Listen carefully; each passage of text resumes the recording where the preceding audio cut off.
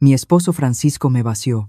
Vino sobre la cabeza frente a mi nuera y mi nieta, y ellas lloraron de la risa.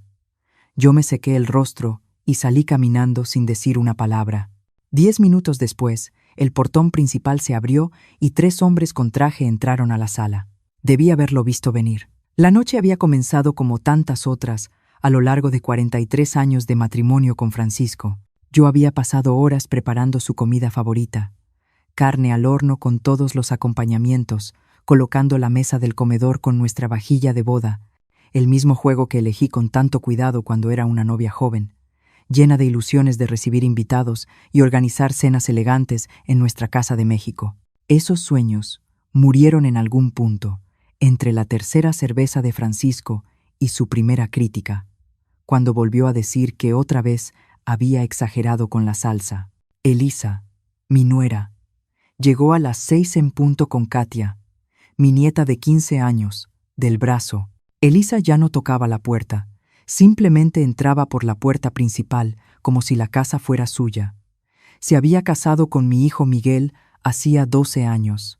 Miguel trabajaba temporadas fuera del país, pero Elisa y Katia vivían aquí, cerca, y entraban a mi casa como si fuera de ellas.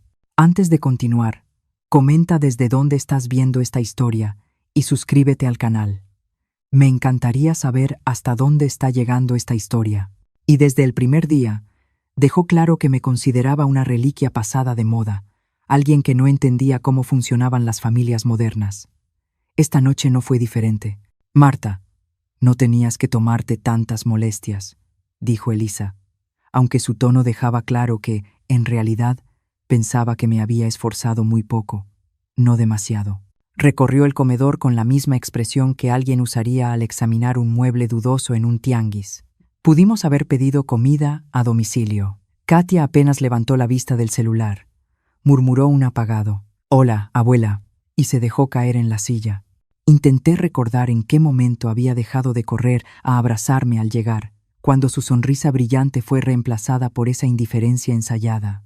Creo que fue alrededor de los 13 años, cuando Elisa empezó a hacer comentarios sutiles sobre cómo algunas abuelas se esforzaban demasiado por seguir siendo relevantes en la vida de sus nietos. Francisco, mi esposo, ya iba por su segunda botella de cerveza. La condensación dejaba marcas circulares sobre la mesa que yo había pulido con tanto cuidado. Ya no usaba portavasos. No desde que dejé de pedírselo.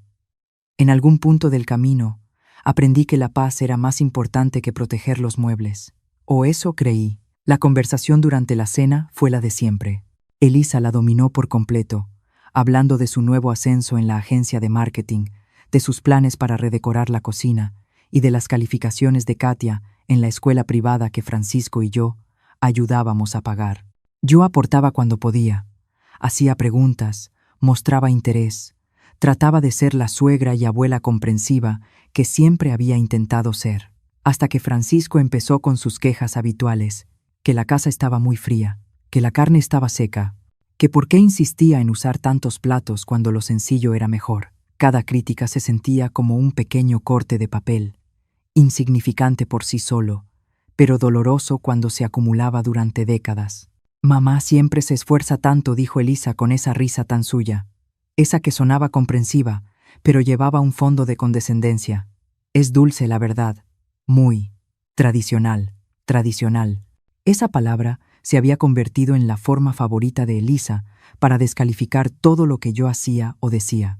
Mi cocina era tradicional, mi decoración era tradicional, mis opiniones eran tradicionales. En el vocabulario de Elisa, tradicional era un código para decir anticuada, irrelevante, vergonzosa. Katia soltó una risita por algo que vio en su teléfono y Elisa se inclinó para mirar. Fuera lo que fuera que estaban compartiendo, las hizo estallar a las dos en carcajadas. Francisco se unió a la risa, sin siquiera saber qué tenía de gracioso, solo contento de formar parte de algo que no me incluía a mí. Fue entonces cuando cometí mi error. Intenté unirme a la conversación. ¿Qué es tan gracioso?, pregunté, con curiosidad genuina, queriendo ser parte de ese momento de conexión familiar. Francisco se volvió hacia mí con esa expresión que había aprendido a temer con los años. No era exactamente enojo, era peor. Era la mirada de alguien a quien mi sola existencia le resultaba molesta. «Marta, no lo entenderías», dijo, con las palabras un poco arrastradas por la cerveza. «Es cosa de generaciones». Elisa asintió con aire de sabiduría. Algunos chistes simplemente no se traducen entre edades. Sentí que las mejillas me ardían de vergüenza, pero aún así seguí adelante. Tal vez fue el vino que había tomado en la cena, o tal vez fueron 43 años de pequeñas humillaciones llegando, por fin, a su punto de quiebre. «Inténtalo», dije en voz baja. «Tal vez te sorprenda». Fue entonces cuando Francisco tomó su copa de vino, el Cabernet caro que yo había comprado especialmente para esa noche, pensando que podría hacer que la velada se sintiera más especial. Su mano estaba inestable, ya fuera por el alcohol o por la irritación, nunca lo sabré. Pero en lugar de beber, me miró con pura molestia. «¿Quieres saber qué es lo gracioso, Marta?», dijo, alzando la voz. «Lo gracioso es verte fingir que tienes algo relevante que aportar a esta conversación». Y entonces inclinó la copa. El vino tinto oscuro cayó sobre mi cabeza, empapando mi peinado cuidadosamente arreglado, corriendo por mi rostro y manchando la blusa color crema que había elegido, porque Francisco alguna vez dijo que me hacía ver elegante.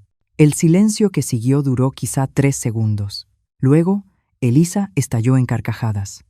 Agudas, cortantes. Katia se unió, su risa adolescente mezclándose con la crueldad divertida de su madre. Incluso Francisco empezó a reír, como si vaciarle vino en la cabeza a su esposa fuera la cima del humor. Me quedé sentada un momento, el vino goteando de mi barbilla hacia mi regazo, sintiendo cómo cada uno de mis 71 años se asentaba en mis huesos. El comedor donde había servido miles de comidas, donde celebré cumpleaños, fiestas y aniversarios, de pronto se sintió como una sala de juicios en la que me habían declarado culpable del delito de existir. Sin decir una palabra, tomé la servilleta y limpié con cuidado el vino de mi rostro. Mis movimientos fueron deliberados, controlados. Doblé la servilleta con pulcritud y la coloqué junto a mi plato. Luego me puse de pie. La silla raspó el piso de madera que yo misma había mandado restaurar 15 años atrás. «Marta», «Dios mío», logró decir Elisa entre risas. «Deberías verte la cara». Caminé hasta el closet de la entrada y tomé mi bolso. Nadie intentó detenerme. Francisco seguía riendo, negando con la cabeza como si yo fuera una niña exagerada. Elisa se limpiaba las lágrimas de los ojos. Katia ya había vuelto a su teléfono. Abrí la puerta principal y salí al aire fresco de la noche. El vino empezaba a hacerme cosquillas en el cuero cabelludo, y podía oler el Cabernet cada vez que respiraba. Aún así, caminé con paso firme por el pasillo de entrada. Pasé junto al jardín que había plantado y cuidado durante más de 4 décadas. Pasé el buzón con el apellido Ramírez, pintado con letras que yo misma había trazado con paciencia. No miré atrás, ni una sola vez. 10 minutos después, mientras estaba sentada en mi coche en el estacionamiento del supermercado de la esquina, tratando de asimilar lo que acababa de pasar, sonó mi teléfono. Era Francisco. Por un instante, pensé que quizá llamaba para disculparse. Tal vez verme salir lo había hecho darse cuenta de hasta dónde había llegado. Pero cuando contesté, su voz era distinta.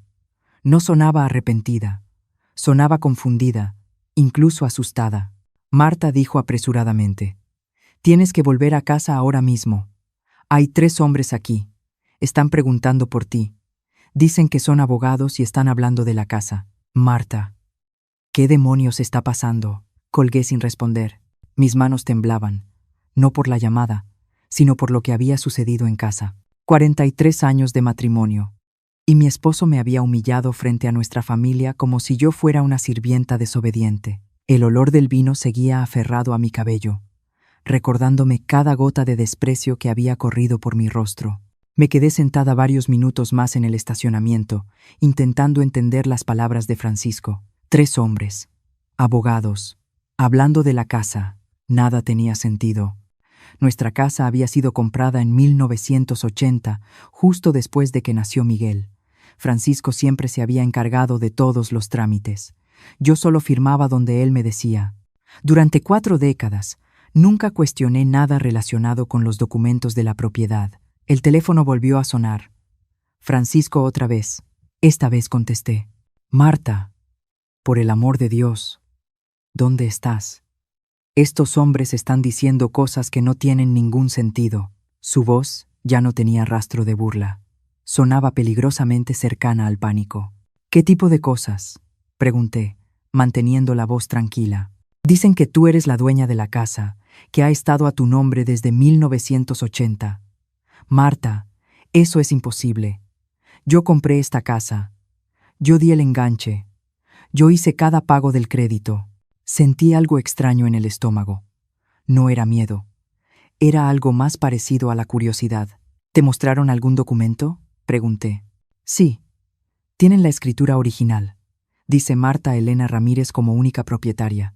Marta, tienes que venir y explicarles que hay algún error. Volví a colgar. Esta vez apagué el teléfono por completo. Marta Elena Ramírez. Ese había sido siempre mi nombre. Pero ¿por qué la casa estaría a mi nombre? Francisco siempre había controlado las finanzas. Pagaba las cuentas, manejaba las cuentas bancarias, tomaba todas las decisiones de inversión. Yo ni siquiera sabía cuánto dinero teníamos ahorrado. Conduje de regreso a casa despacio, tratando de entender qué podía estar pasando. Cuando doblé en nuestra calle, vi un sedán negro estacionado en la entrada. A través de la ventana frontal, se distinguían 3 hombres con trajes oscuros en la sala. Francisco caminaba de un lado a otro, gesticulando nervioso mientras hablaba. Me estacioné en la calle y caminé hasta la puerta principal. Antes de que pudiera tocar el timbre, Francisco abrió de golpe. Marta, por fin. Tienes que aclarar esta confusión ahora mismo. Me jaló del brazo y me metió a la casa, ignorando por completo que mi cabello seguía manchado de vino seco. Los 3 hombres se pusieron de pie cuando entré a la sala. El mayor, de cabello canoso y lentes de armazón dorado, se acercó primero. Señora Ramírez, soy el licenciado Joaquín Montenegro, del despacho Montenegro, Asociados. Ellos son mis colegas, el licenciado Martínez y la licenciada López. Asintieron con cortesía. Lamentamos molestarla en su casa, pero llevamos varias semanas intentando contactarla por teléfono sin éxito. Miré a Francisco, confundida. ¿Qué llamadas? Francisco apartó la mirada. Algunos vendedores llamaron. Les dije que dejaran de molestarnos. El licenciado Montenegro consultó una carpeta gruesa. Señora Ramírez, no somos vendedores. Somos los abogados que llevaron la compra original de esta propiedad en 1980. Estamos aquí porque el despacho recibió instrucciones de contactarla si surgían ciertas circunstancias. ¿Qué circunstancias?, pregunté, sentándome en el sofá que yo misma había elegido 20 años atrás. ¿Intentos de modificar la titularidad o cuestionar su posesión de esta casa? Escuche, caballeros, interrumpió Francisco bruscamente. Creo que aquí hay un gran malentendido. Yo compré esta casa. Tengo todos los comprobantes de los pagos del crédito, recibos de servicios a mi nombre, todo. El licenciado Martínez abrió otra carpeta. Señor Ramírez, usted sí realizó los pagos del crédito. Eso es correcto, pero lo hizo como ocupante, no como propietario. El silencio que siguió fue ensordecedor. Francisco dejó de caminar de un lado a otro. Elisa, que observaba desde la cocina, se acercó lentamente. Incluso Katia bajó el teléfono y prestó atención. ¿Ocupante? La voz de Francisco salió apenas como un susurro. El licenciado Montenegro se dirigió directamente a mí. Señora Ramírez, cuando esta casa se compró en 1980, ¿quién aportó el dinero del enganche? Intenté recordar. Había pasado tanto tiempo.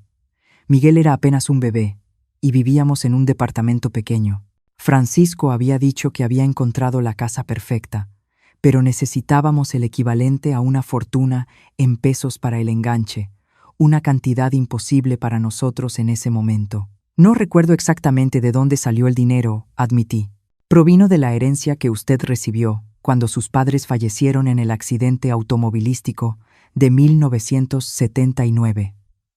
Dijo el licenciado Montenegro con suavidad. Usted heredó la casa donde creció, en Puebla, además de una suma considerable de dinero. Nuestro despacho vendió esa propiedad y transfirió todos los fondos para la compra de esta casa aquí en México. Los recuerdos empezaron a regresar lentamente. Mis padres habían muerto en un accidente terrible cuando Miguel tenía apenas 6 meses. Yo estaba destrozada, tratando de criar a un bebé mientras lidiaba con el duelo. Francisco se encargó de todo: el funeral, la venta de la casa de mis padres, los trámites de la herencia. Estaba tan afectada en ese momento que dejé que él manejara todos los detalles. Nuestro despacho recibió instrucciones muy específicas de sus padres. Señora Ramírez, continuó el licenciado Montenegro, querían asegurarse de que cualquier propiedad comprada con esa herencia quedara exclusivamente a su nombre. Estipularon que ningún cónyuge tendría derechos sobre bienes heredados. Francisco se puso completamente pálido. Esto es ridículo. Llevamos 43 años casados.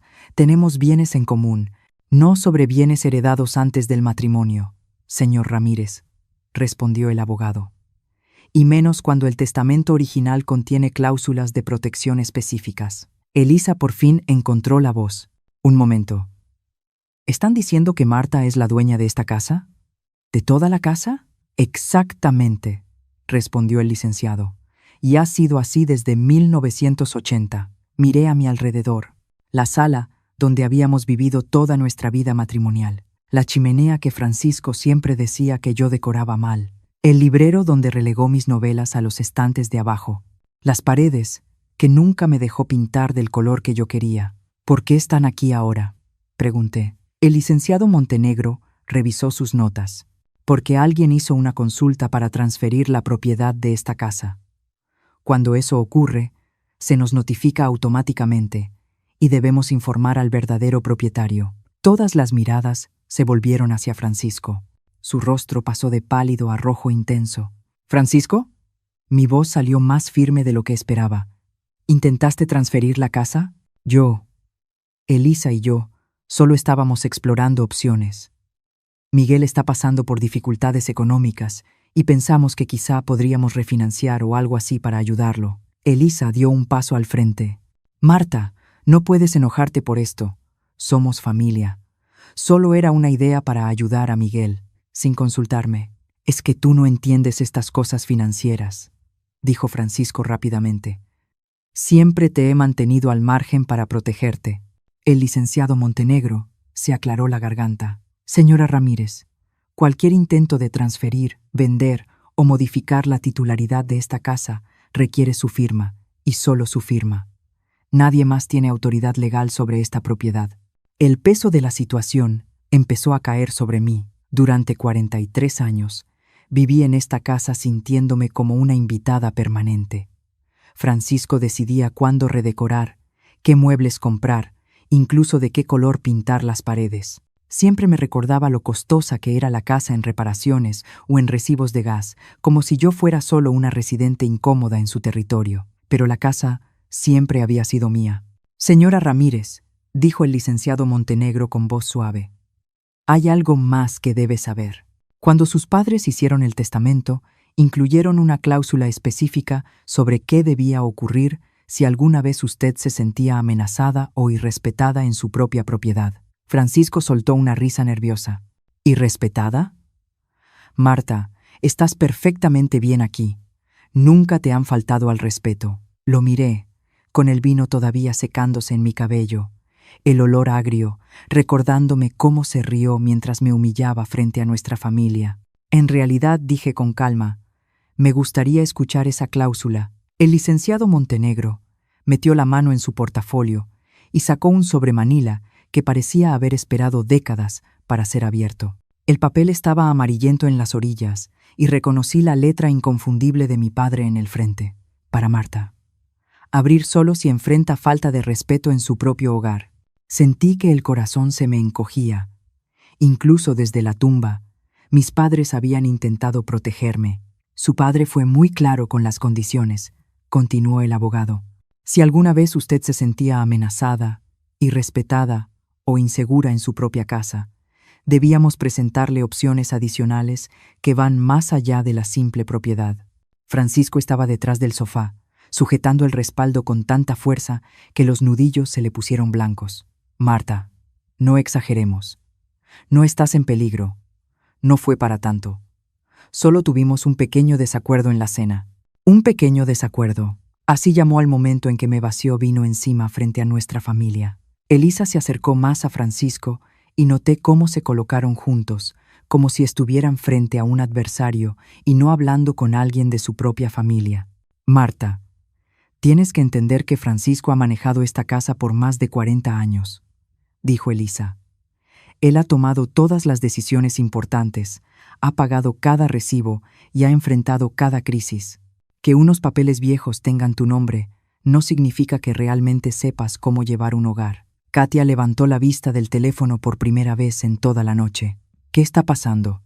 ¿La abuela se va a divorciar? La palabra quedó suspendida en el aire como humo después de un incendio. ¿Divorciarme? Nunca lo había considerado. En mi generación, en mi familia, el matrimonio era para siempre. Se aguantaba, se negociaba, se resistía. Pero aguantar no era lo mismo que vivir, ¿o sí? El licenciado Montenegro abrió el sobre con cuidado. Señora Ramírez, sus padres incluyeron lo que llamamos una cláusula de dignidad en su testamento.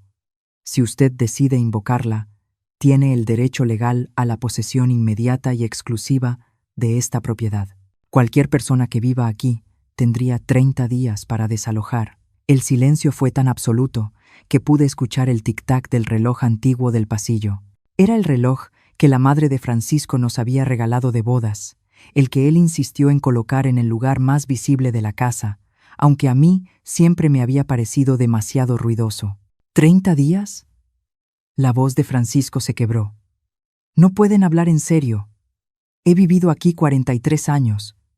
He puesto todo lo que tengo en esta casa. En realidad, señor Ramírez, dijo el licenciado Martínez, consultando otro documento. Según nuestros registros, la señora Ramírez cubrió no solo el enganche original, sino también remodelaciones importantes a lo largo de los años. Levantó la vista. La remodelación de la cocina en 1995, pagada con fondos del portafolio de inversión de sus padres. El techo nuevo en 2003, de la misma fuente. Y la remodelación del sótano donde usted tiene su taller, también con dinero de la herencia de la señora Ramírez. Sentí como si estuviera descubriendo la vida de otra persona. Francisco siempre había presentado esas mejoras como sus proyectos, sus inversiones en nuestro futuro. Él decidía contratistas, materiales y tiempos. A mí solo me avisaban qué iba a pasar en mi propia casa. Eso es imposible, dijo Francisco. Yo manejaba todas las finanzas. Yo habría sabido de dónde venía el dinero, pero ya no sonaba convencido. El licenciado Montenegro sacó una carpeta gruesa. Su esposa tiene un fideicomiso, administrado por nuestro despacho, desde el fallecimiento de sus padres.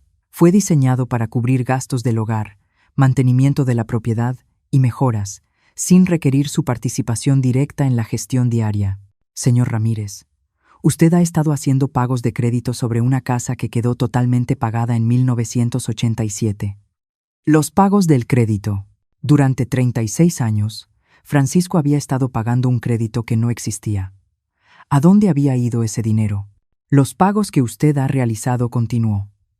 El licenciado Montenegro han sido depositados en una cuenta de resguardo separada.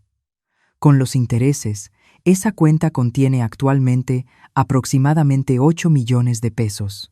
Elisa se dejó caer pesadamente en el sillón. Señora Ramírez, dijo el licenciado Montenegro, usted no solo es la única propietaria de esta casa, cuyo valor actual es de aproximadamente 15 millones de pesos, sino que además cuenta con casi 8 millones de pesos en una cuenta que su esposo ha estado financiando inadvertidamente durante décadas.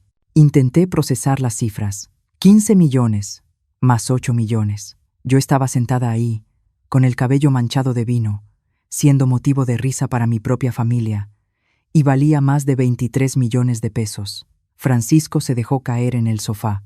Marta, tienes que entenderlo. Yo pensaba que te estaba cuidando. Creí que era responsable al manejar todo el estrés financiero para que tú no te preocuparas, protegiéndome, ocultándome que yo era dueña de mi propia casa. No lo sabía, continuó. ¿Cómo iba a saberlo?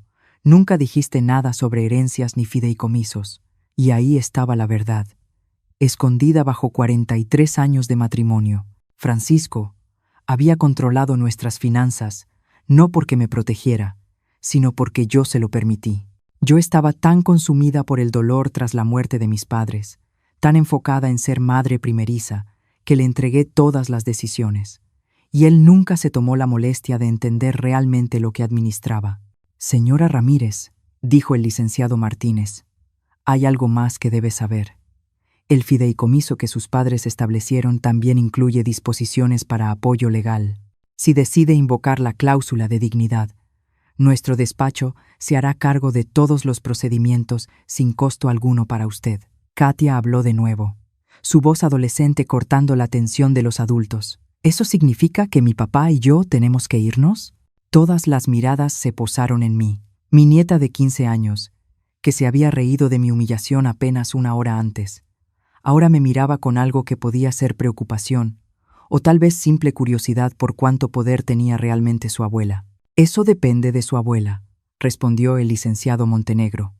La cláusula de dignidad puede aplicarse de inmediato, o la señora Ramírez puede establecer condiciones para que otros continúen viviendo aquí. Elisa volvió a encontrar la voz. ¿Condiciones? ¿Qué tipo de condiciones? Miré alrededor de la habitación, que había sido mi hogar durante más de 4 décadas. Las paredes que nunca pude pintar del color que quería. Los muebles que Francisco eligió porque eran prácticos. Las fotos familiares acomodadas como Elisa decía que se veían mejor. Toda la casa era un monumento a las decisiones de otros sobre mi vida. Pero era mi casa. Siempre lo había sido. Francisco me miraba con una expresión que nunca antes le había visto. No era enojo, no era desprecio, ni siquiera pánico. Era algo más cercano al miedo. Marta, por favor, hablemos de esto de manera racional, dijo Francisco. Podemos llegar a un acuerdo. ¿Llegar a un acuerdo? Repetí sus palabras despacio. Francisco, hace 1 hora me vaciaste vino sobre la cabeza mientras nuestra nuera y nuestra nieta se reían. Has pasado 43 años tomando decisiones sobre mi casa sin consultarme. Has estado usando mi dinero sin que yo lo supiera. ¿Qué exactamente creíste que debíamos arreglar? Nunca te quité dinero, respondió. Yo hice pagos del crédito, pagos de un crédito que no existía, usando dinero que era mío y que yo debía decidir cómo gastar. Elisa se inclinó hacia adelante. Marta, estás siendo irracional. Francisco ha cuidado de esta familia durante décadas. Ha trabajado duro para proveernos a todos, con mi dinero, en mi casa. Las palabras se sintieron extrañas en mi boca. Nunca había hablado así de directo en toda mi vida adulta. Pasé décadas suavizando opiniones, cediendo para mantener la paz, comprometiéndome para evitar conflictos. Pero ahí estaba yo, con el vino aún desprendiéndose de mi cuero cabelludo, rodeada de personas que acababan de descubrir que yo tenía el poder que siempre dieron por sentado. Sentí algo moverse dentro de mí. Señora Ramírez, dijo el licenciado Montenegro con suavidad, no tiene que tomar ninguna decisión esta noche. Puede tomarse tiempo para considerar sus opciones. En realidad, dije, poniéndome de pie despacio, creo que ya tuve 43 años para considerar mis opciones.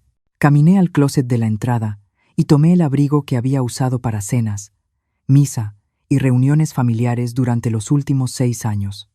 Francisco siempre decía que estaba bien cuando le pedía su opinión. Esa noche entendí que nunca me había importado lo que él pensara de mi abrigo. ¿A dónde vas?, preguntó Francisco. A un hotel. Necesito tiempo para pensar, y no puedo hacerlo aquí. Marta, no seas dramática.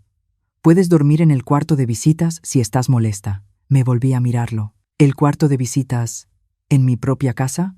Licenciado Montenegro, dije. ¿Qué tan rápido puede activarse la cláusula de dignidad? Si está segura, podemos presentar los documentos mañana por la mañana. Todos los residentes serán notificados oficialmente antes de que termine el día laboral. Francisco se levantó de un salto. Marta, no puedes hablar en serio. ¿A dónde se supone que vayamos? Esta es nuestra casa. No, Francisco. Esta es mi casa. Siempre lo ha sido. Tomé mi bolso y caminé hacia la puerta. Al estirar la mano para abrir, escuché a Elisa susurrarle con urgencia a Francisco. Deténla. Haz algo. Pero yo ya estaba afuera, respirando el aire fresco de la noche, alejándome de la casa que era mía, sintiendo, por primera vez en décadas, que realmente tenía un lugar a donde ir. Pasé la noche en un hotel sencillo cerca de la carretera. Estuve despierta, acostada en una cama que no era mía, mirando un techo que no había visto durante 43 años.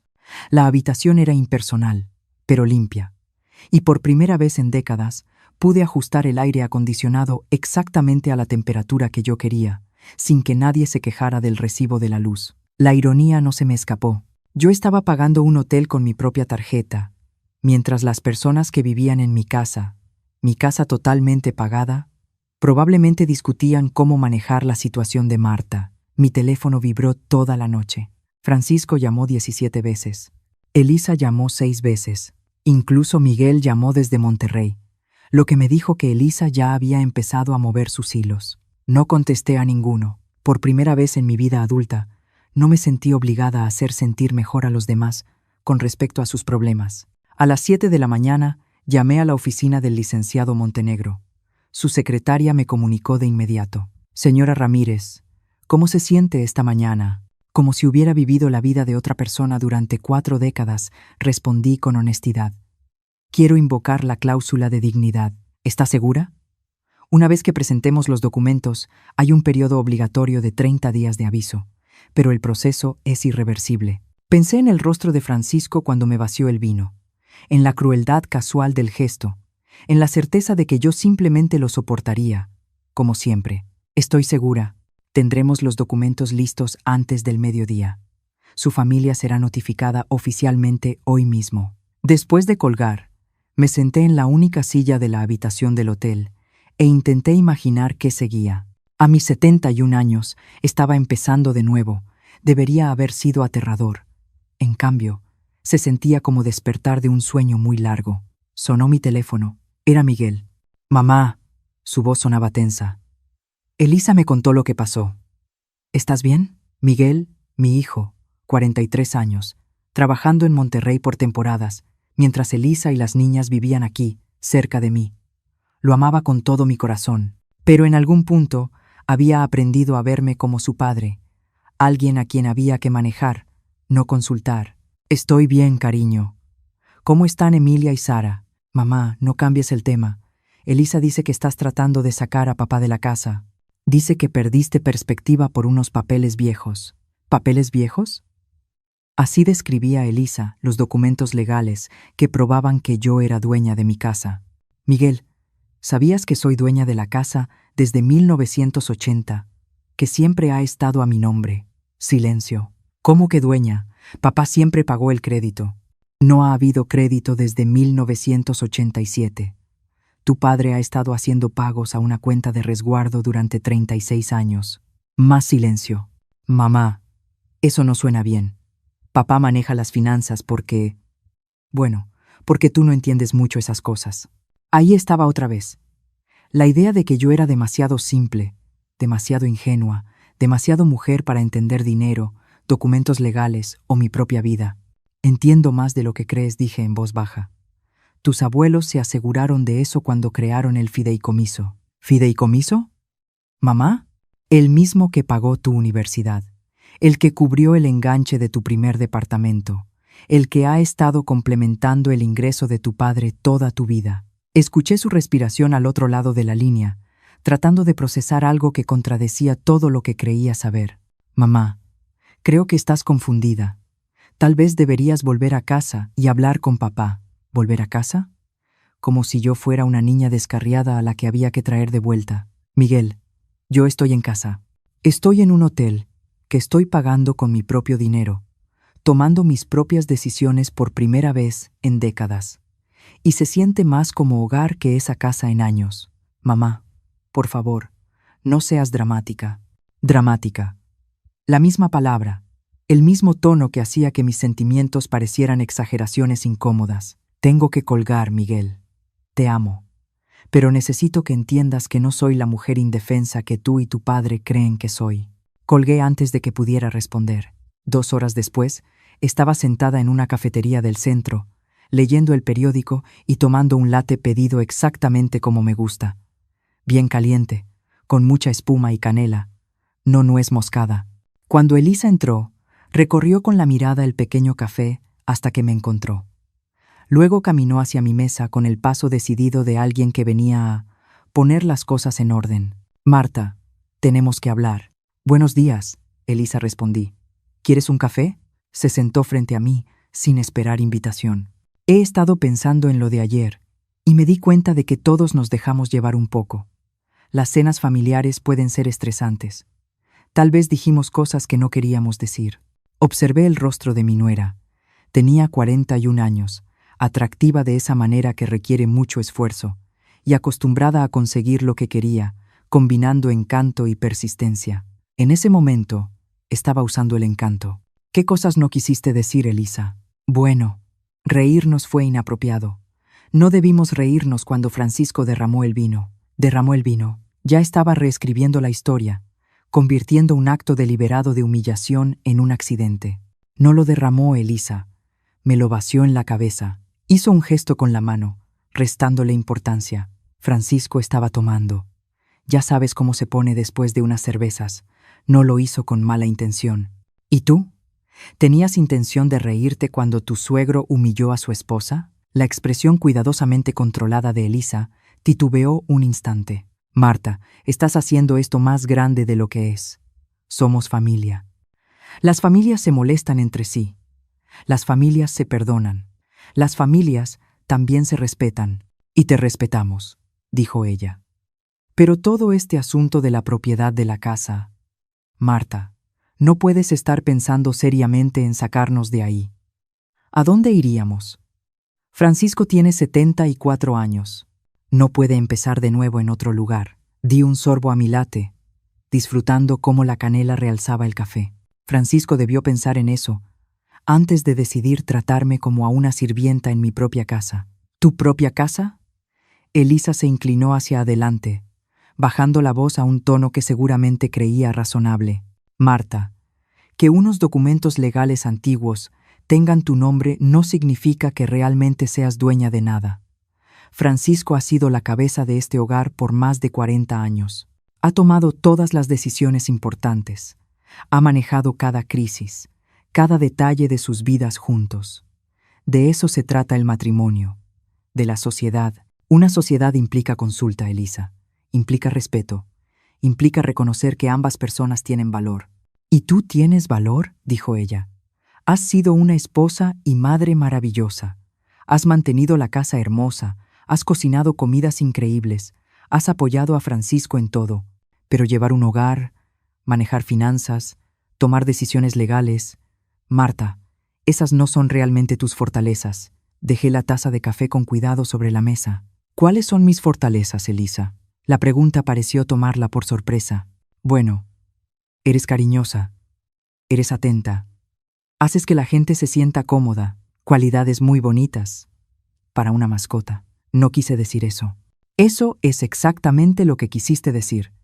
Quieres que sea cariñosa y cómoda, pero no lo suficientemente inteligente para entender mi propia situación financiera.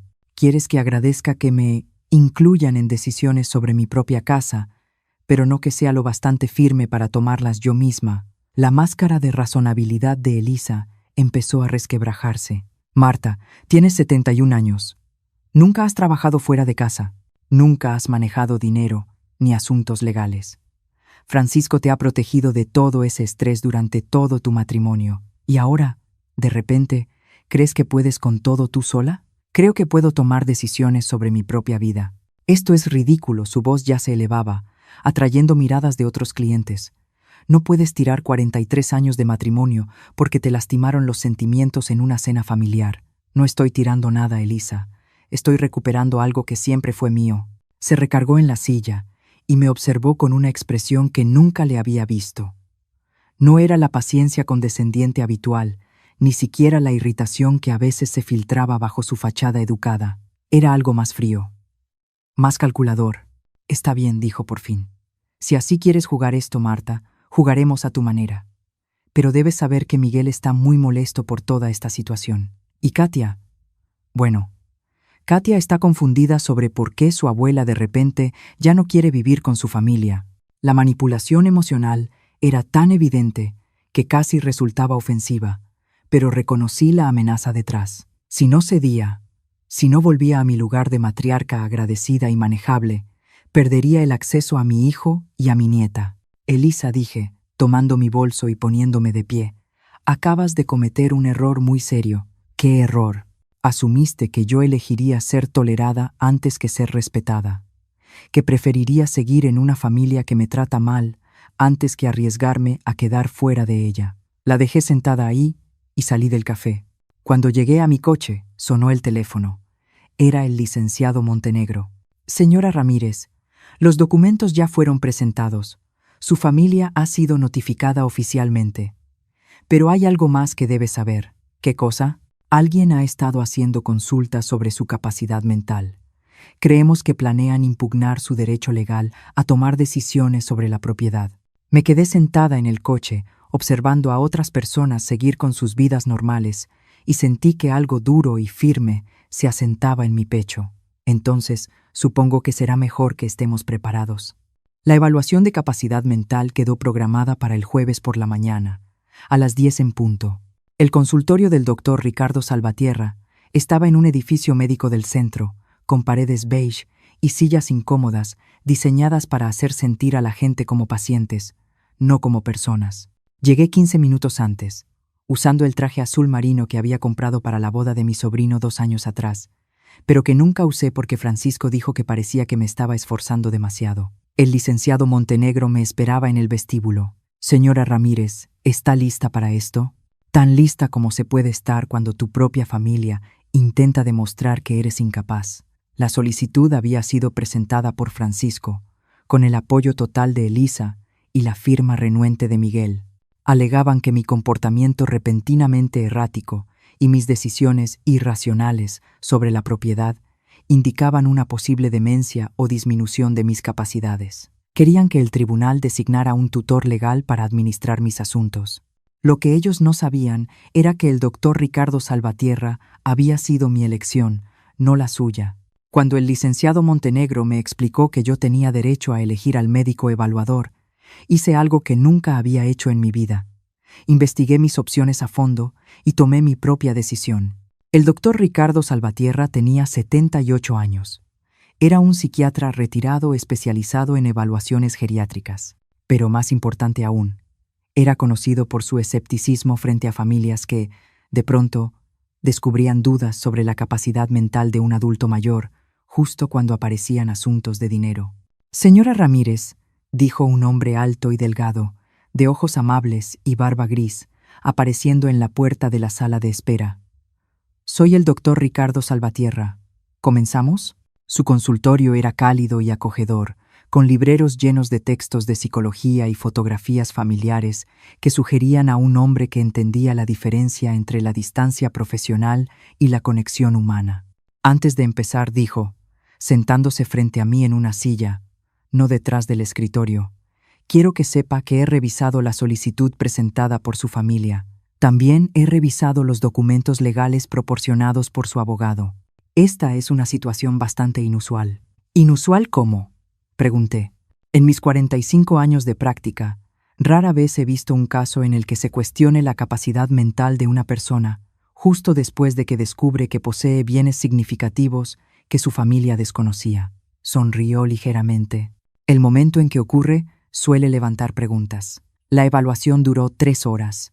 El doctor Ricardo Salvatierra puso a prueba mi memoria, mi capacidad de razonamiento, mi comprensión de los acontecimientos actuales. Me pidió explicar conceptos financieros complejos, resolver problemas matemáticos, demostrar que entendía documentos legales. Me pidió recordar detalles de mi infancia, de mi matrimonio, de la vida de mi hijo. Al final, me sentía más lúcida de lo que me había sentido en años. Responder sus preguntas me obligó a pensar con claridad, a articular mis ideas con precisión, a defender mi razonamiento. Era la primera vez, en décadas, que alguien quería entender cómo funcionaba mi mente, en lugar de asumir que no funcionaba bien. Señora Ramírez, dijo el doctor Ricardo Salvatierra al terminar, tendré mi informe listo mañana por la mañana, pero puedo decirle desde ahora que no muestra ningún signo de deterioro cognitivo, demencia, ni disminución de capacidades. Su memoria es excelente, su razonamiento es sólido, y su comprensión de su situación legal y financiera es bastante sofisticada. Gracias, respondí. Hay algo más que quiero mencionar, añadió. Usted ha descrito un patrón de comportamiento de su familia que me preocupa. La exclusión sistemática de decisiones financieras, la descalificación de sus opiniones, la suposición de que usted no podía entender asuntos complejos. Eso no son señales de cuidado protector. Son señales de lo que, en muchos casos, se reconoce como abuso financiero y emocional. La palabra me golpeó como un golpe físico. Abuso. Nunca lo había pensado así. Francisco no era violento. Nunca me había golpeado ni amenazado.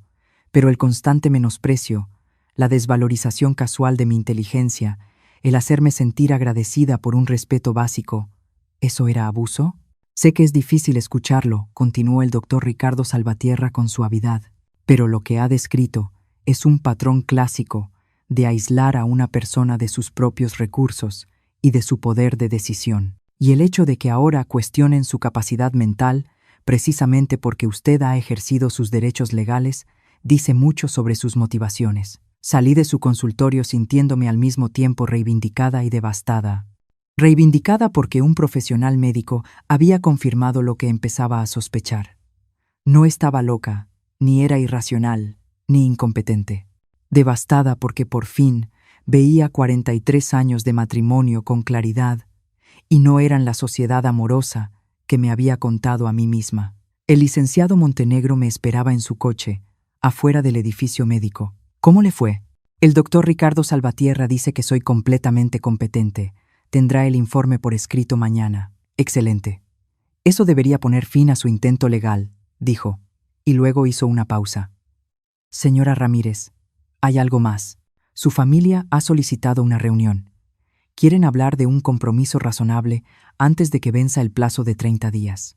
Miré mi reloj. Eran las 2 de la tarde. En 18 días, Francisco, Elisa y Katia tendrían que desalojar mi casa. La casa que nunca me dejaron pintar de los colores que yo quería. La casa donde pasé décadas sintiéndome una invitada. ¿Qué tipo de compromiso?, pregunté. Proponen que usted regrese a vivir ahí y que a partir de ahora la traten con el respeto adecuado. A cambio, usted les otorgaría derechos permanentes de residencia y agregaría el nombre de Francisco a la escritura. Casi me reí. Querían que renunciara a la única palanca de poder que había tenido en mi vida, a cambio de una promesa de tratarme mejor. Una promesa hecha por personas que acababan de intentar declararme mentalmente incompetente. ¿Dónde quieren reunirse? En su casa, hoy por la tarde, a las 7. ¿Mi casa? La ironía era perfecta. Querían negociar el derecho a quedarse en mi casa, reuniéndose en mi casa. Dígales que ahí estaré. A las 6:30, conduje hasta la casa que había llamado hogar durante 43 años. Me estacioné en la entrada, mi entrada, y me quedé un momento mirando la estructura que representaba todo lo que había ganado y perdido en mi vida adulta. Los jardines que había plantado y cuidado durante décadas mostraban signos de abandono. A Francisco nunca le importaron las flores, y al parecer a Elisa tampoco. El porche delantero, donde había pasado incontables tardes leyendo, estaba lleno de la bicicleta de Katia y de equipo deportivo que seguramente Francisco había comprado sin consultarme. Usé mi llave para abrir la puerta principal. Después de todo, seguía siendo mi casa. Me estaban esperando en la sala. Francisco estaba sentado en su sillón de siempre, el que tenía la mejor vista al televisor. Elisa estaba en el sofá, impecable como siempre. Katia estaba sentada en el suelo, con las piernas cruzadas, sorprendentemente atenta para una conversación que decidiría dónde iba a vivir. Marta Francisco se levantó al verme entrar. «Gracias por volver a casa». ¿Volver a casa? Lo dijo como si me hubiera ido de vacaciones, no como si me hubiera echado su comportamiento. «No estoy en casa, Francisco. Estoy de visita». Elisa señaló la silla frente a ella. «Por favor, siéntate. Queremos arreglar esto como adultos». Me quedé de pie. ¿Exactamente qué es lo que quieren arreglar? Francisco se aclaró la garganta. «Marta, todos hemos estado pensando mucho desde que empezó esta situación», dijo Francisco. «Tal vez no siempre hemos sido tan considerados como debimos. Queremos que regreses a casa. Queremos volver a ser una familia. Pero necesitamos algo de seguridad.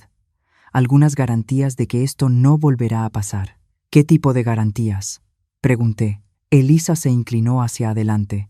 Proponemos que agregues el nombre de Francisco a la escritura. Así todos estaremos protegidos. Tú no podrás ser manipulada por gente externa, y Francisco no podrá ser echado de su casa por un capricho. Su casa, incluso ahora, incluso sabiendo que todo era mío, seguía llamándola su casa. Y a cambio, continuó Francisco, prometemos incluirte más en las decisiones familiares. Seremos más respetuosos con tus opiniones. Katia habló por primera vez. Y prometo no volverme a reír de ti, abuela. Eso estuvo mal. La disculpa de mi nieta de 15 años fue probablemente lo más sincero que escuché de cualquiera de ellos, pero también dejó claro lo poco que entendían lo que realmente había pasado. Pensaban que todo se reducía a sentimientos heridos y dinámicas familiares.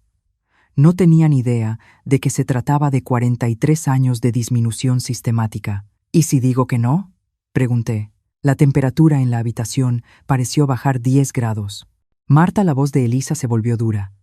Tienes que pensar esto con cuidado. Si nos obligas a irnos, te quedarás completamente sola, sin familia, sin red de apoyo.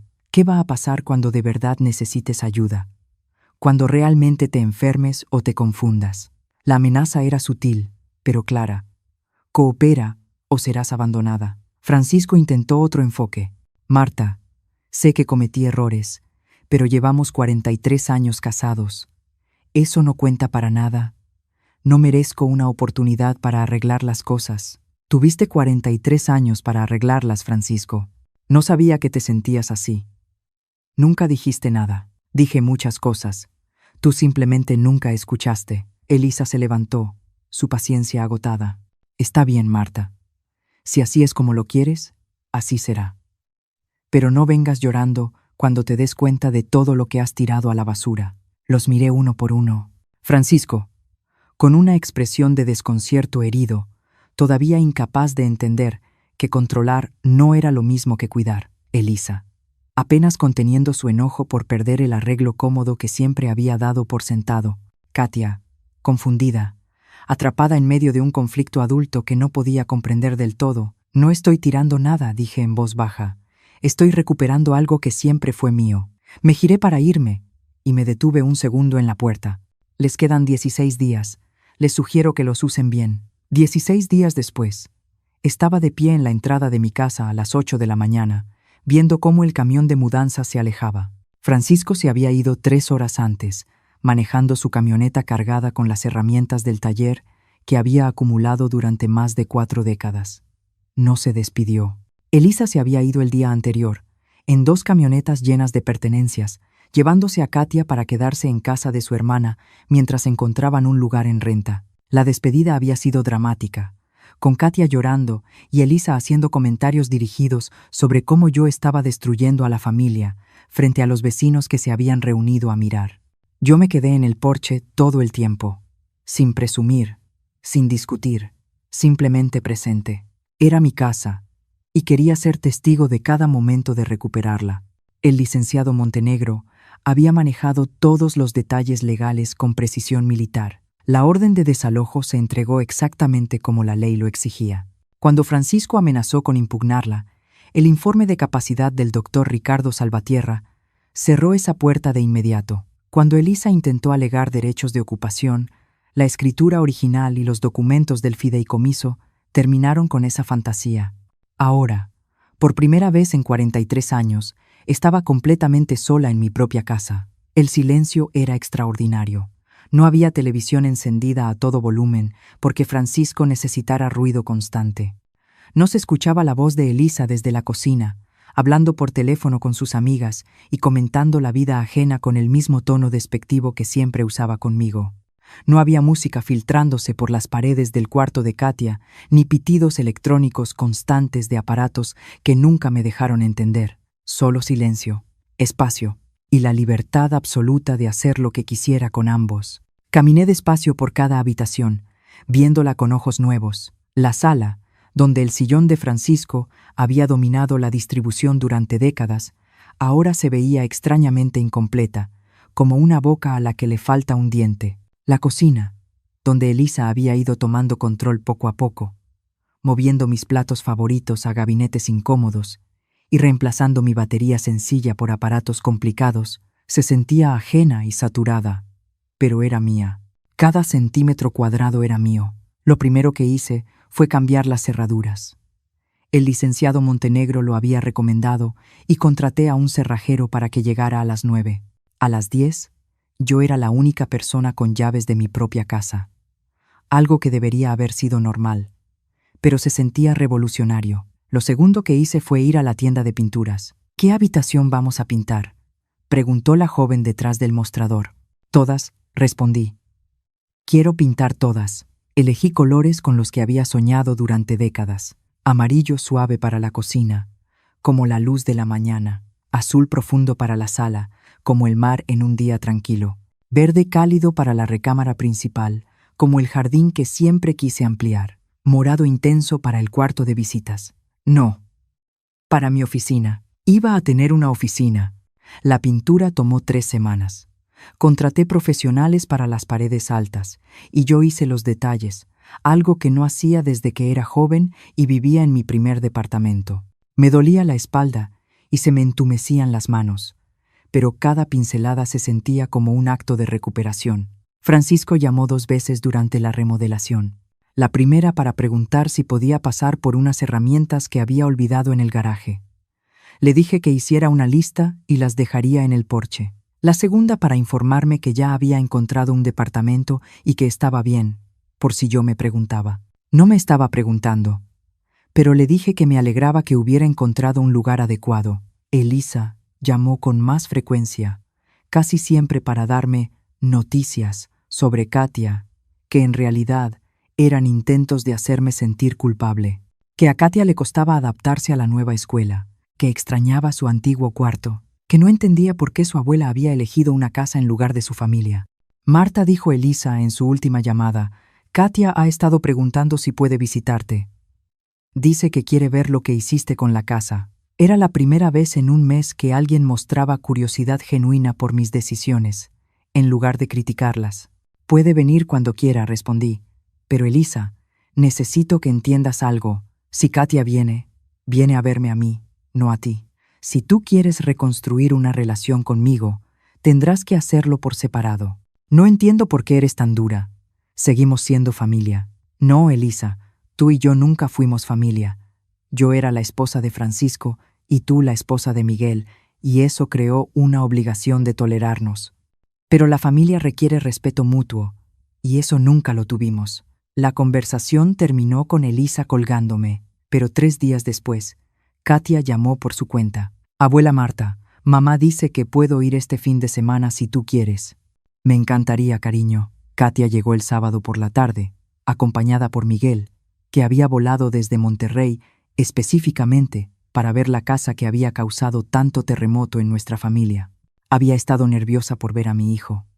No sabía cómo sobreviviría nuestra relación a los cambios que yo había hecho. Él estaba de pie en la puerta de mi casa, viéndose mayor de lo que marcaban sus 43 años, el rostro tenso por el esfuerzo de intentar equilibrar las exigencias de su esposa con la transformación de su madre. Hola, mamá. Hola, Miguel. Katia pasó entre los dos sin detenerse. Abuela, quiero verlo todo. Mamá dijo que pintaste la casa de muchos colores diferentes. Corrió por la casa como una turista, exclamando ante la transformación de cada habitación. Cuando llegó a lo que antes había sido el cuarto de visitas y vio mi nueva oficina, con escritorio, computadora y estantes llenos de las novelas que Francisco siempre había despreciado como romances tontos, se quedó inmóvil. Abuela, ¿tienes una oficina? La tengo. Estoy tomando algunos cursos en línea y necesitaba un lugar para estudiar. ¿Qué tipo de cursos? Derecho inmobiliario, planeación financiera, historia del arte. Me había inscrito en 3 programas distintos a través de la modalidad a distancia del colegio comunitario. A mis 71 años, por fin estaba recibiendo la educación que había dejado en pausa cuando me casé a los 28. Estoy pensando en sacar mi licencia inmobiliaria. Miguel apareció en la puerta detrás de Katia. ¿Hablas en serio con eso, mamá? Muy en serio. Soy dueña de una propiedad valiosa y quiero entender cómo administrarla correctamente. También quiero ayudar a otras mujeres que puedan estar en situaciones parecidas a la mía. ¿Qué tipo de situaciones? Miré a mi hijo. el hombre que había criado y amado, y al que aparentemente no había logrado enseñarle la diferencia entre protección y control. Mujeres que no saben que tienen opciones, Miguel. Mujeres a las que les han dicho durante tanto tiempo que no pueden manejar cosas complicadas, que han terminado creyéndolo. Katia se dejó caer en la silla de mi oficina y empezó a girar. Esto está padrísimo, abuela. Estás aprendiendo cosas y haciendo tu casa exactamente como quieres. Exactamente. Miguel caminó por la oficina, observando los libros en los estantes, los papeles sobre el escritorio, el certificado de mi curso terminado de planeación financiera colgado en la pared. Mamá, te debo una disculpa. Esperé. Cuando todo esto empezó, pensé que estabas pasando por algún tipo de crisis. Pensé que papá tenía razón, que estabas siendo irracional y que necesitábamos protegerte de tomar malas decisiones. Tomó uno de mis libros de texto y lo hojeó distraídamente. Pero viendo todo esto, viendo lo que has logrado en solo unos meses, creo que tal vez nosotros éramos los que no entendíamos la situación. No era un reconocimiento total de todo lo ocurrido, pero sí más conciencia de la que esperaba de él. Gracias por decir eso, respondí. ¿Puedo preguntarte algo? ¿Eres feliz? ¿De verdad feliz? ¿No solo adaptándote? Me tomé la pregunta en serio. ¿Era feliz? Extrañaba tener una familia, incluso una disfuncional. Extrañaba la rutina de cocinar para otros, la sensación de ser necesaria, aunque fuera para ser invisible. A veces el silencio de la casa se sentía opresivo, no pacífico, pero también despertaba cada mañana sin temerle al día. Tomaba decisiones sobre mi tiempo, mi espacio y mi dinero, sin tener que justificarlas ante nadie. Descubrí que era bastante buena, manejando finanzas y entendiendo documentos legales, cuando nadie me decía constantemente que no podía hacerlo. Soy más feliz de lo que he sido en décadas, dije. Honestamente, a veces me siento sola, pero soy más feliz. Katia se levantó de un salto. Abuela, ¿puedo venir a visitarte otra vez? ¿Así? ¿Seguido? Mamá dijo que tal vez me deje pasar algunos fines de semana aquí si tú quieres. Miré a mi nieta con atención. 15 años, atrapada entre la infancia y la adultez, tratando de entender por qué los adultos de su vida se habían reacomodado de formas tan confusas. Me encantaría, Katia.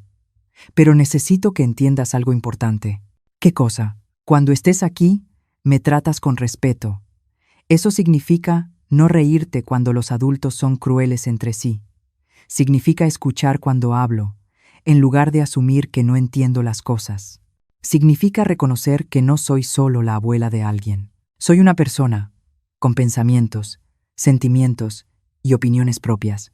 Asintió con solemnidad. Puedo hacer eso. Entonces, eres bienvenida aquí cuando quieras.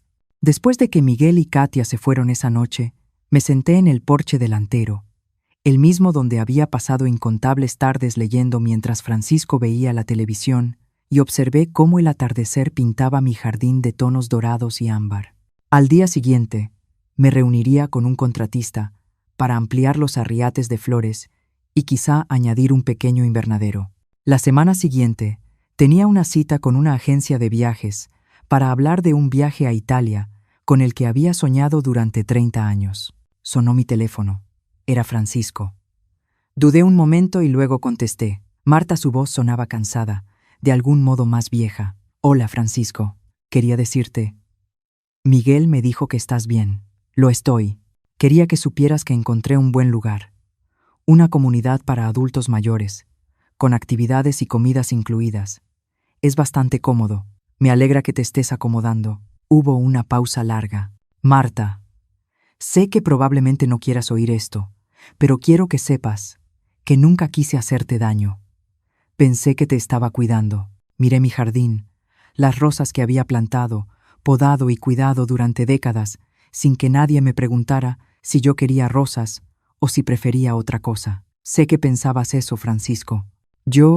¿Crees que sería posible que algún día fuéramos amigos? Tal vez no ahora, pero algún día. Amigos. La palabra quedó suspendida en el aire de la tarde como un signo de interrogación. No lo sé, respondí con honestidad. No sé si pueda perdonar todo lo que pasó. Pero no te odio, Francisco.